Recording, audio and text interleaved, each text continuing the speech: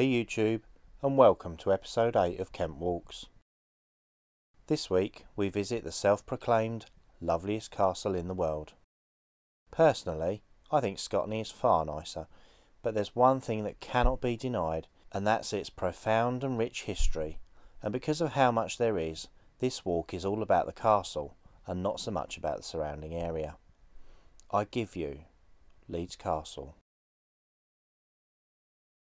The actual walk starts at the church in the village of Leeds, but we're going to leave the car discreetly in a quiet side road.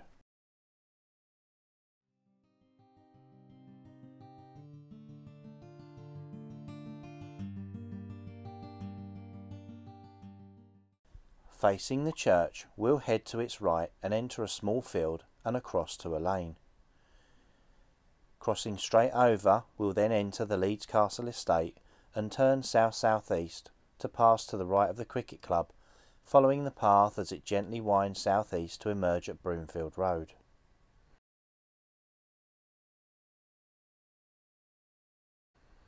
Then we'll follow the tarmac north for quite a while to find a footpath on the left between the castle's Broomfield entrance and the A20.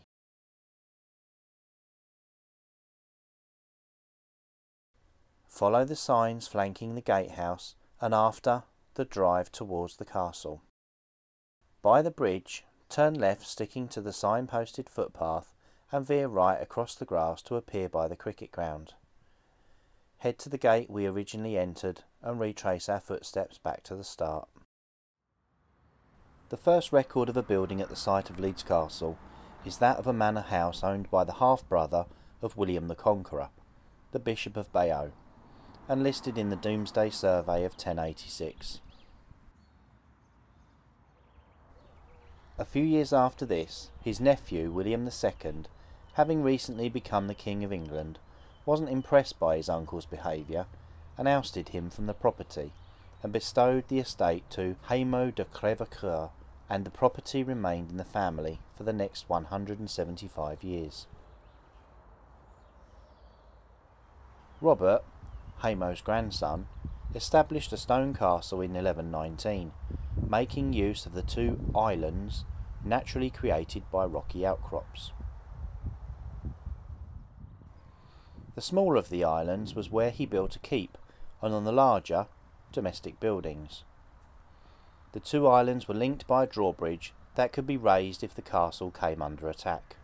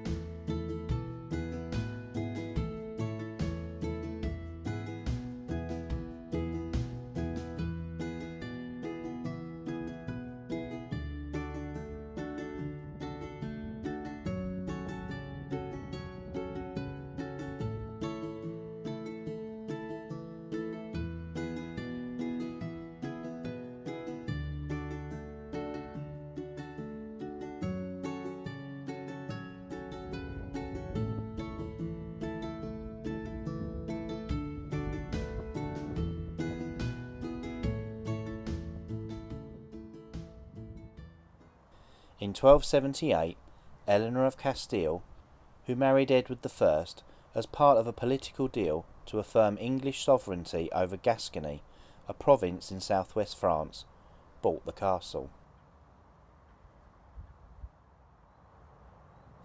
Eleanor died 12 years later, but did make alterations to the castle, adding a revetment wall around the larger of the two islands, reinforced by D-shaped bastion towers, which can still be seen today.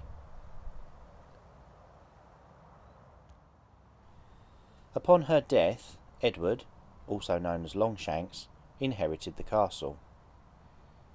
A few years earlier, Edward was having issues dealing with the Welsh rebellions. The second uprising resulted in a full-scale war of conquest. Edward succeeded, and Wales was subjected to English rule. He then turned his efforts towards Scotland, who was allied with France, and along with altercations between the English and French seamen, caused Philip IV of France to summon his vassal to Parliament. The French occupants of the castles in Gascony failed to hand them back to the English on time. Edward renounced his homage and prepared to fight for Aquitaine, and war ensued. This one didn't go Edward's way, and was ended in 1303 by the Treaty of Paris. To try and appease the French, Edward married Philip IV of France's sister, Margaret, and bestowed her Leeds Castle. Margaret didn't do anything significant with the castle, but upon her death in 1318, left it to her stepson, Edward II. Edward I had died aged 68 in 1307. Edward was already married to Isabella of France, but rather than grant her the castle, he appointed a nobleman, Bartholomew de Badlesmere, as the castle's custodian. Badlesmere was a soldier in the English army who had fought in both Gascony, Flanders and Scotland under the rule of Edward's father, Edward Longshanks. In 1321, Bartholomew overlooked the king and mixed with Edward's enemy, the Earl of Lancaster. Because of the proximity of many of Bartholomew's manors to London, and partly because of the disloyalty of his own household steward, the king applied pressure on Bartholomew and forbade him to enter Kent. On her way back from a pilgrimage to the shrine of Thomas à Becket, Queen Isabella decided to stop off at Leeds Castle. After all, it was legally hers, but Bartholomew's wife, Margaret de Clare, who was looking after the place while her husband was away conspiring with the Lancastrians, refused the Queen entry, and her archers engaged and killed 6 of the Queen's royal escort. When Edward heard of the violent greeting, he sent a sizable force to take back the castle. In the meantime, Bartholomew gathered an armed force and marched towards Kent, but by the time he reached Kingston upon Thames, he realised he wasn't going to get any help from Lancaster and wasn't going to be able to defend against the siege. After an unyielding 5-day assault with the king's troops using ballistas, Margaret surrendered.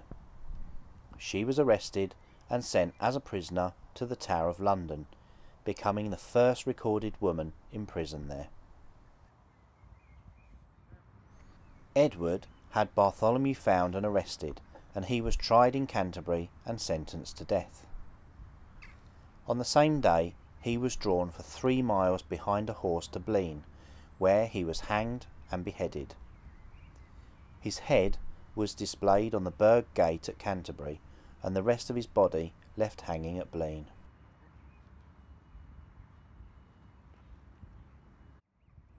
Edward, like his father, also struggled with France over the Duchy of Gascony, and once again we went to war. The French force made good ground, and Edward, struggling to hold on to the region, retaliated by having every French person in England arrested. In 1325, he sent Isabella along with his envoys to try and negotiate with France. Discussions proved difficult, and the French got the better part of the deal, but the English king was keen to resolve the differences with our neighbours. Edward and Isabella had been drifting apart in recent years, and she showed no intention of returning to England, and the king's popularity started to decline. Isabella gathered quite a fan base in France, and a new love interest with an exiled Marcher lord, Roger Mortimer. Edward realised England was vulnerable, became quite nervous, and expecting a full invasion by either France or Mortimer himself, mobilised defences along England's coast. Mortimer, with a small force, landed in England and quickly rallied sympathisers as Edward was losing his support of the English people. London descended into anarchy, and Edward retreated to Caerphilly Castle and subsequently tried to cross to Ireland, but he was betrayed and caught.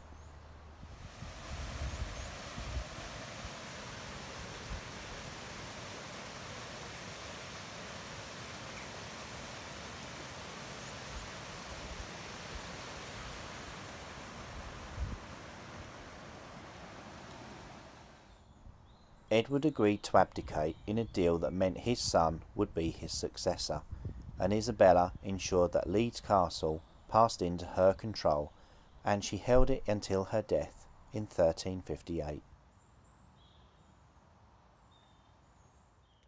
So, we're almost back at the car, and sadly that's all I have time for this episode, but I fully intend to re-walk the route in the future, probably with a decent amount of snow on the ground, and pick up the story from here.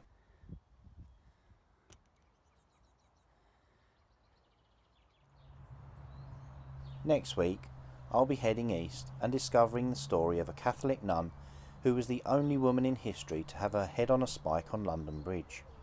Lovely. So be sure to join me next time, and thanks for watching.